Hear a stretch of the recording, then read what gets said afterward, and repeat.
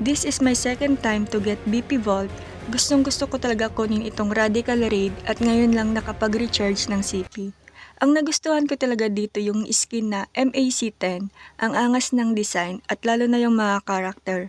Kaya ano pa hinihintay natin, kunin na natin dahil 17 days na lang mawawala na to sa BP Vault.